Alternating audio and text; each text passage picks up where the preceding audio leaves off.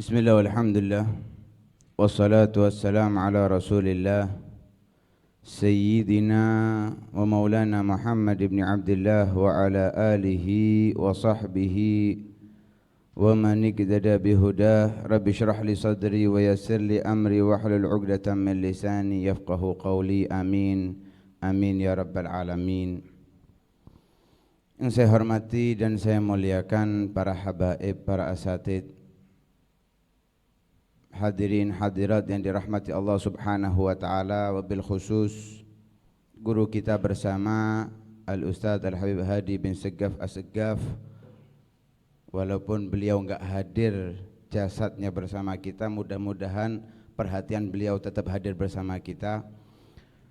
Begitu juga akhina fillah Al-Ustadz Al-Habib Ahmad Muhajir bin Abdul Qadir bin Abdullah bin Ja'far bin Syekhan As-Seggaf. Mudah-mudahan Allah subhanahu wa ta'ala memberikan kita kelapangan hati berkat nasihat-nasihatnya, sehingga pulang dari majelis ini kita mendapatkan berkah dan ilmu yang bermanfaat, sehingga kehidupan kita menjadi kehidupan yang nikmat, kehidupan yang senantiasa mendekat kepada Allah subhanahu wa ta'ala. Amin, amin ya rabbal alamin. Hadirin hadirat yang dirahmati Allah subhanahu wa ta'ala, perkumpulan seperti malam ini adalah perkumpulan yang istimewa, karena Rasul sallallahu alaihi wasallam bersabda, inda dzikri salihin tanzilur rahmah, dalam riwayat tatanazzalur rahmat. Ketika disebut, diceritakan tentang orang-orang soleh, tentang orang-orang yang nilainya di sisi Allah subhanahu wa ta'ala adalah orang yang mulia, niscaya rahmat Allah subhanahu wa ta'ala akan turun. Dalam riwayat yang lain, turun terus menerus rahmat Allah subhanahu wa ta'ala. Bisa kita bayangkan bila mana yang disebut bukan sekedar orang yang soleh, namun pemimpin daripada orang-orang soleh, yaitu Nabi Muhammad sallallahu alaihi wasallam, maka tentunya rahmat Allah lebih besar dan lebih besar. Mengapa? Karena Rasul sallallahu alaihi wasallam disebut oleh Allah subhanahu wa ta'ala adalah rahmah, wa ma arsalnaka illa rahmatan lil alamin. Rahmah yang dimaksud, kalau arti asli rahmah, kasih sayang, yang biasa disebut adalah sesuatu yang mengantarkan ke dalam surga Allah subhanahu wa ta'ala. Bahkan sebagian ulama, rahmah itu adalah artinya masuk ke surga atau berjumpa dengan Allah subhanahu wa ta'ala. Tapi yang dimaksud di dalam hadis tersebut dikatakan oleh Al-Imam Al-Ghazali di dalam kitab Ihya Ulumuddin. Beliau menyatakan maknanya rahmat adalah al-inbi'ath, ya, tumbuh, bangkit sesuatu di dalam hati kita yang membuat kita beramal soleh, beramal baik.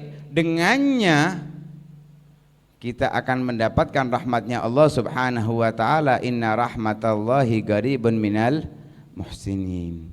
Sesungguhnya rahmatnya Allah amatlah dekat dengan orang-orang yang berbuat baik.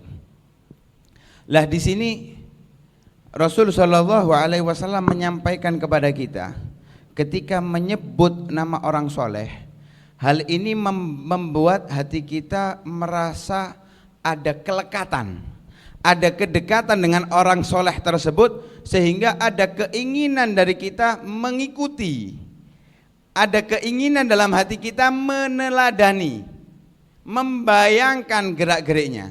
Karena itu sering diadakan haul para aulia, orang-orang soleh, tujuannya dengan menyebutkan manaqib mereka, sejarah biografi mereka, agar hati kita dengan mendengarkannya membuat ingin mengikuti dan meneladani.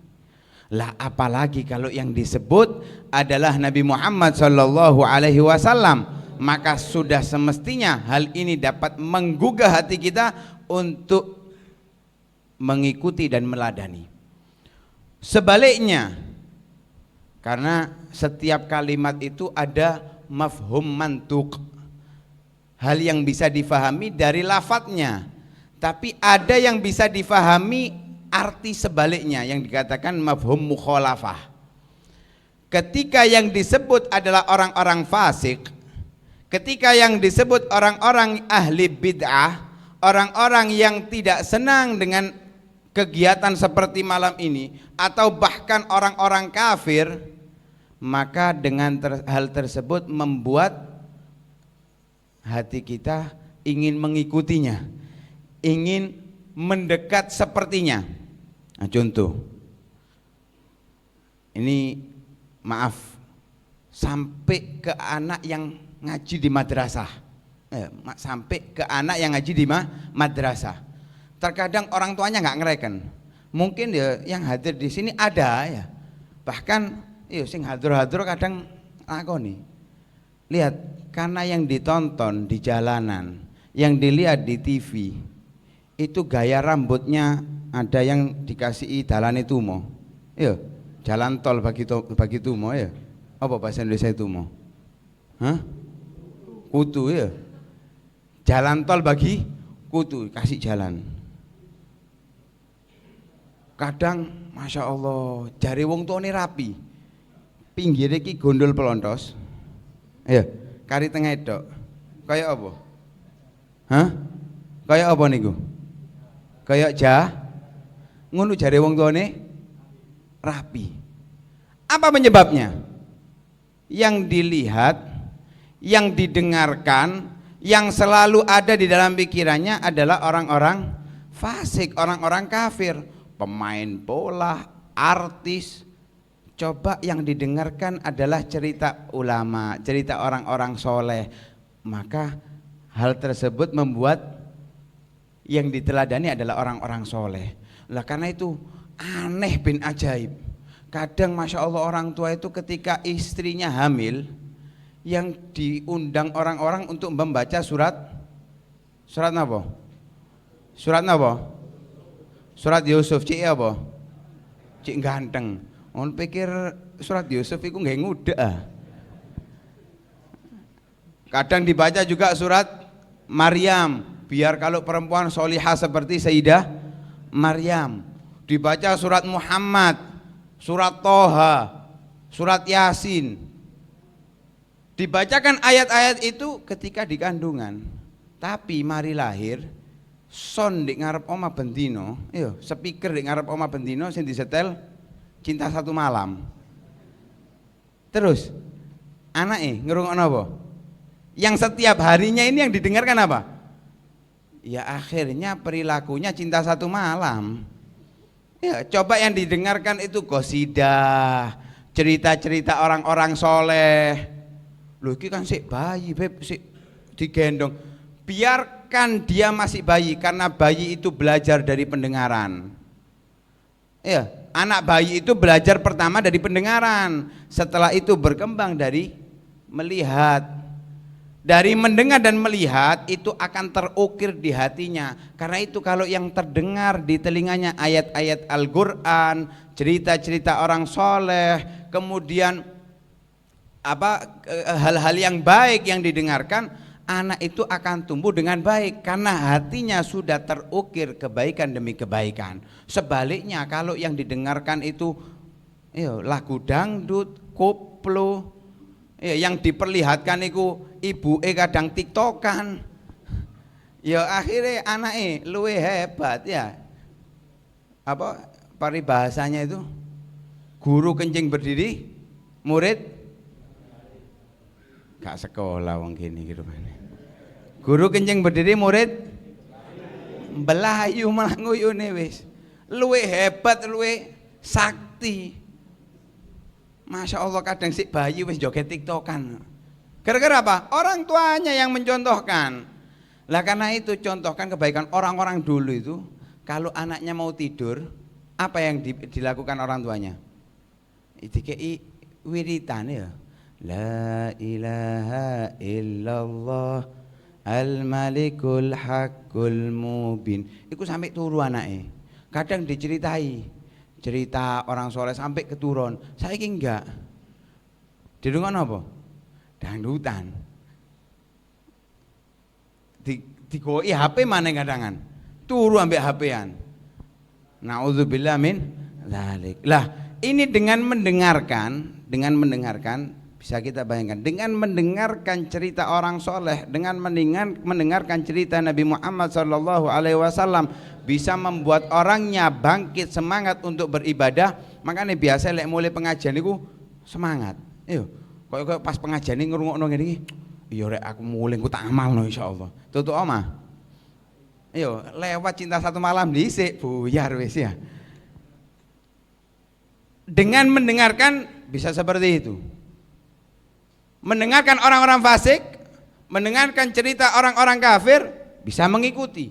Apalagi kalau selalu menyaksikan dan melihat. Ya, selalu menyaksikan dan melihat, maka itu akan lebih kuat untuk mendorong kita berbuat seperti apa yang mereka lakukan. Karena itu dikatakan oleh Rasul sallallahu alaihi wasallam, mathalu jalisis su, mathalu kamathali nafkhil qir. Ya. Iki ono sing tukange gak enak iki disebut ya. Orang kalau duduk bersama orang-orang buruk, orang-orang ahli maksiat itu seperti jejer karo wong ngelas. Aku gak ngomong tukang ngelas wis, wong ngelas. Kan gak harus tukang ya. Atau bahasa saiki ku karo wong ngerokok lah wis. Lungguh karo wong, insyaallah ndek kene tobat teko rokok kabeh. Sing amine paling banter iku berarti sing gak rokokan. Sing gak wani amin iku sing sik rokokan ya. Seperti duduk bersama orang-orang yang menyalakan sesuatu yang busuk. Minimal kalau itu enggak nempel di baju kita aromanya, kita hanya tercium. Minimal kita tercium. Biasanya juga ikut bajunya bau, ya. Kadang mulai ku rokokan dah, padahal enggak ngerokok. Karena apa? Berteman dengan orang-orang yang ngerokok, berteman dengan orang-orang yang ngelas, katut kena baunya. Minimal tercium. Begitu juga hati-hati kalau kumpul dengan orang-orang yang tidak baik, dengan orang-orang yang fasik, apalagi dengan orang-orang kafir, minimal walaupun kita nggak ngikuti secara langsung, tapi hati kita sudah ikut ada kesenangan kepada mereka. Dan hal itu akan membuat kita mudah melangkah ke dalam kemaksiatan. Mudah melangkah kepada maksiatan. Begitu juga sebaliknya. Mathalul jalisil salih kamathali jalisil orang yang duduk bersama orang yang soleh itu seperti orang yang duduk dengan penjual parfum atau pemakai parfum. Ya, kalau enggak kecipratan parfumnya, gak ditoleti, minimal ya mambu wangi. Begitu juga ketika berkumpul dengan orang-orang soleh, minimal kalau kita enggak bisa menjadi orang soleh, kita ada keterikatan dengan orang soleh sehingga kita dikumpulkan bersama orang soleh. Karena itu yang kita harapkan, mudah-mudahan Allah Subhanahu wa ta'ala memberikan kita teman-teman yang baik, teman-teman yang bisa mendorong kita ke dalam ketaatan, kebaikan dan ibadah, dan dijauhkan dari teman-teman yang rusak, teman-teman yang fasik, apalagi teman-teman yang kafir, sehingga kita jauh dari kemaksiatan, jauh dari kezaliman. Amin amin ya rabbal alamin. Sallallahu ala sayyidina Muhammadin wa ala alihi wasallam. Alhamdulillah rabbil alamin. Hadza minni wal afu minkum. Wassalamu alaikum warahmatullahi wabarakatuh.